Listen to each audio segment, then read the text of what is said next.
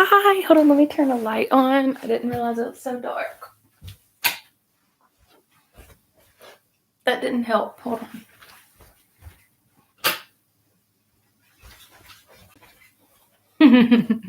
It's because this big old window behind me is so bright. All right, so I don't really have really many options of places to do videos, so we're going to work with this space. Hopefully, I will gain access to the studio any week now. It's almost finished. I'm just waiting for them to tell me that it's done. So once the studio is ready and I can go in there, we're going to start before like any live classes start up. We'll start doing virtual classes. So I'm hoping we'll get in there soon, and then we won't have all of this difficulty with the videos. I do all of my videos through YouTube, and for some reason the app, it allows some of them to go through and some of the links just won't load, and I don't know what to do to fix it. So once we're able to do some virtual classes, you guys will be able to jump on live through Zoom and also do some virtual classes with me, okay, as well. I'm going to go through today real quick. We have a heart rate workout. And so I have my watch on. I don't know if you can see right there. It shows my heart rate, and then I can refresh it every, just tap it, refresh it. You can use, I think, a Fitbit or just you can even use like a heart rate monitor that goes around your waist or just like right below your chest line. So you can track your heart rate in a lot of different ways. And so with a heart rate workout, it's not really about how long you go or about how many reps you do. When you're working out and when you're transitioning through the exercises, the goal is to have your heart rate at certain areas. And this just helps with fat burning. It helps with recovery.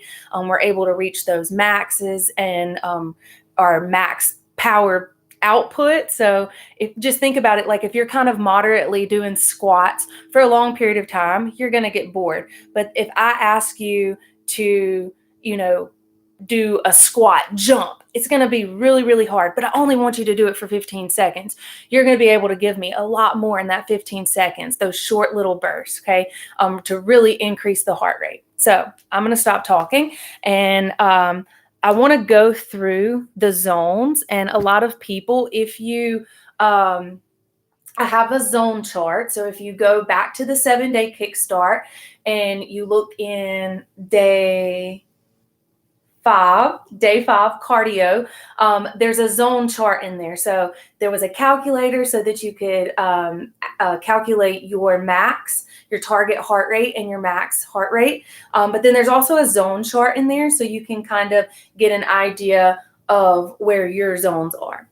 If you use any kind of app on your phone or on your watch, it'll automatically calculate all the stuff for you. You put in all of your information and it'll calculate everything for you.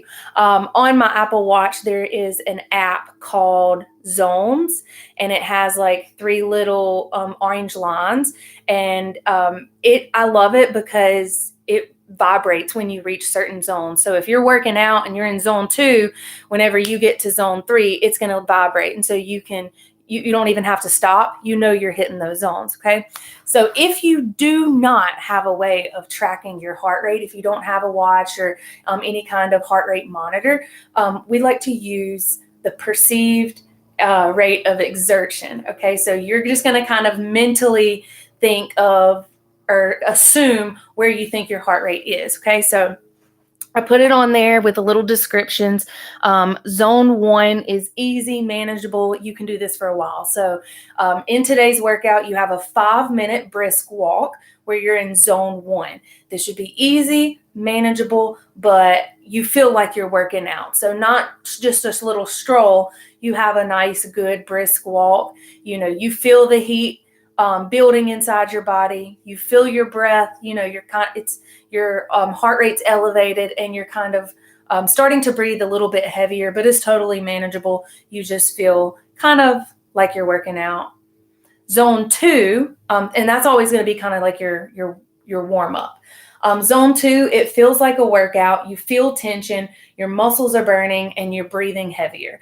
A lot of times, Zone 2 is going to be kind of like this, okay? So a stable move. I have lighter weight. It's moderate weight. It's not the lightest, but I can definitely go heavier. And I'm doing just stable bicep curls, okay? So nothing crazy here. I feel my muscle burning. I feel my core working. My heat's a little, my body heat's a little elevated. I'm breathing a little bit heavier, but I'm not really working that hard. I can still talk to you guys and never miss a beat with these bicep curls, okay? My heart rate's probably in zone 2. It's a little bit more tension than a walk or, just a little warm up. But I'm able to do that for a minute, okay? If I were to ask you a question in zone 2, you could answer me with more than one word. So you heard me continuously talk to you while I was doing that, okay? Zone 3, you are sweating, fighting for your breath. It feels challenging, yet you can withstand it for at least 30 seconds, okay? So this is a little bit harder. You're not going all out, but it's going to be a little bit more intense than that. For zone 2, what I just did with the bicep curls, today you guys have alternating lunges. So we're going body weight. We're going to alternate, okay? We don't have any weight, and you're moving at your own pace. You're going your full range of motion. Alternating is going to kind of throw you off balance. Yeah. Did you notice that I'm taking longer pauses between my words? It's taken me just a second longer to catch my breath, but I'm still able to talk with you, okay? So this is just an example for today for zone 2, what I just did with the weights, but I'm just showing you with the workout that you're doing today, okay? Oh no, hold on. I might have mixed it. No, that was right. Okay. Zone 3. So this is whenever you start sweating a little bit more. For today's workout, you have wood choppers. So we're going to turn. You're going to find that lateral lunge. Act like you're picking up a log, and then you're going to bring it to your chest, pivot on your feet, push it overhead, and put it on the shelf. Turn, pivot, drop your back knee. Make sure you don't round like this. Any level change happens with the legs. So grab your log, push it up. You're going to do as many as you can for 15 seconds on one side. Okay? After 15 seconds, do 15 seconds on the other side. Your goal is to try to make them match, maintain the same speed, same pace on both sides, and then you'll record how many you did on each side, how many you did total. Okay? So when you do that, a lot more movement. Okay? We're moving the torso, we're moving the arms, we're adding a twisting motion, and we're still using those big leg muscles. So the heart rate increases even more. We move from zone 2 here to now zone 3. We're really working. We're really starting to breathe heavier, okay? On those wood choppers, if I were to ask you a question, you could only answer me with one word. I showed you body weight, but if you have a milk jug, a book, a dumbbell, any kind of free weight nearby, you can add some resistance, okay? So now we're not pretending we have a log, we actually have a log. If you do add resistance, make sure that you note that whenever you document your workout. Make sure that you note how much resistance you used, okay? And then the last thing, zone 4. You hear me breathing? Whew, getting up there. Just demonstrating. Zone 4, you are breathless. It is challenging. If I asked you a question, you could not answer me. This is when you feel like you're going to throw up because you are putting out the most energy here. You can only withstand this for 15 to 20 seconds. So today, for your zone 4 exercise, it's meant to make you breathless. You're only required to do it for 15 seconds. If you're doing it back to back with a good steady pace, you're probably going to get about 8, maybe 10 reps within that 15, 20 seconds, okay? So I'm going to show you. I'm going to back up. It says star jumps or star raises. A star jump, you're here, okay? Almost think of like a little cheerleader. You're loading the legs and your body's, everything's just really nice and tight. I'm going to jump, and when I jump, I'm going to spread my arms and legs out wide like a star, and then the goal is to snap everything back together before you land really tight. You're going to feel like a cheerleader. However, it's not a toe touch. You're not bringing your legs up and touching your toes. You want to make a star. So you want to take the arms out wide and you want to take the legs out wide, okay? So we'll go down, jump, bring it back down, okay? You're going 15 seconds. Boom, boom, boom. Pushing off the balls of your feet. Really get low and snap the legs back together. This is going to make you breathless. However, if you're unable to do plyometrics, if you're just not able to jump, just not feeling it, you're going to do star raises.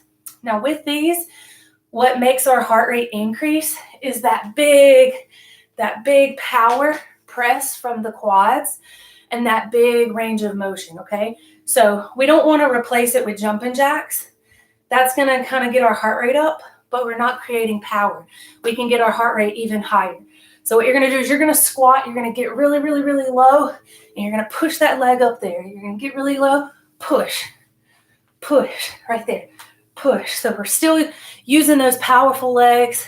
We're still working those inner thighs and the core, bringing everything back in, and we're still finding that level change, okay? So that's going to be your modification if you're unable to jump. Make sure that you have like a piece of paper, some way of documenting it. Just because you don't want to forget. And if you're doing multiple rounds, you'll want to do your whole workout first and then log everything. So make sure you have a piece of paper or something nearby so that you can jot everything down, okay? So you only have 4 exercises. One of my biggest tips is to pull up that picture. So at the very bottom, you have this little picture, and it kind of tells you during your 5-minute walk, you want your heart rate to be just right around zone 1. During the lunges, between zone 1 and zone 2. So it kind of tells you where your heart rate should be on the workouts and how long you're going to be doing the workouts for. So you have a 5-minute walk. You have 45 seconds of alternating lunges. Write down how many you do. Then you have 30 seconds. You'll go 15 this direction. You'll go 15 this direction. After that, you have 15 seconds. Boom, boom, boom. This is going to be the most intense and the shortest, okay? After that, you have 5 minutes. Set your timer for 5 minutes. Walk it off. Grab your piece of paper. While you're walking, you can be jotting down, writing everything you did. Okay, I did this many. I did this many. I did this many. I did this many. Put it down. And then at the end of your 5 minutes, if you feel good and you're like, hey, I can go again, 45 seconds right here. Remember it, 30 seconds right here. Remember it, 15 seconds here, okay? You have your picture with your exercises up. You have your piece of paper ready to write them down, okay? I'm trying to think of any other tip. Oh, also it asks if you knew your heart rate on any of the exercises. If you're tracking your heart rate, just kind of keep an eye on it every now and then. Just kind of keep an eye on your heart rate, and then you can write that down too. Or maybe at the end of the whole round, you do the whole round, and then while you're walking it off, maybe you just check out your heart rate. And I don't know, if you have a way of tracking it like through an app, then it'll track your whole workout and you really don't have to remember it. You can go back into your app and look and see where your highest heart rate and stuff like that was. But that's just giving you different things to track. Don't feel like you have to input every question that I ask. The more detailed you get and the more serious you get about it, then just it's the more you learn about your own personal body. You'll know, more about yourself. I think it's really interesting, to look at that kind of data. So if that's what you want, you don't even have to input it, maybe even screenshot and then upload it into a picture. Upload the picture. There was one other thing I wanted to share or say. So whenever you're doing your timer, I like to use FIIT Radio. So when you do FIIT Radio, I think you might have to pay for it. They may have a free version, but it's really cool if you really like intervals.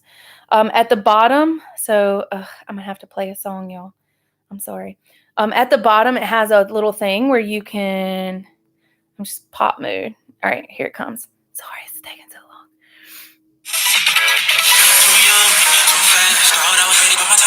Okay, so I use this, and then these are just already preset, but then you can actually preset different kinds of interval timers. So maybe your first one's 5 minutes, then here's your 45 seconds, then here's your 30, and then you do one for 15, and set it with no rest between rounds. Remember, we want our heart rate to go from zone 1, zone 2, zone 3, zone 4, and then back down. We want to work out in that order, okay? And then do as many rounds as you possibly can. And yeah, if that doesn't work, if you don't use FIIT Radio, you can just kind of, I don't know if you can, I can't do math that well where I can just like watch a timer and like be like, okay, 45 seconds. And then if I add 30 seconds to that, it will be here. I can't work out and then, remember how many reps I did and count on the timer. So I like to use apps like that, like this, that just have like little bells and dings and stuff like that. But whatever works for you, just try to have some other kind of option, even if it's somebody else just, doing the timer for you, other than having to reset the timer every time, because your heart rate's going to drop. You're going to get to zone 1, reset the timer. Now it's back here. And then you're going to, you're not able to take it all the way to zone 2, because by the time you really get to zone 2, you haven't held it there for any period of time, and you're already coming back down because you have to reset the timer. And it's just going to have like this weird fluctuation in your heart rate where you're not going to get that full effect. Okay. So if you can do some other kind of interval timer app or have somebody else time it for you, or if you're good at watching the clock, go for it. Let me know if you guys need any help, if something doesn't make sense. Yeah, and good luck. All right, I'll see you guys tomorrow. Oh, technology.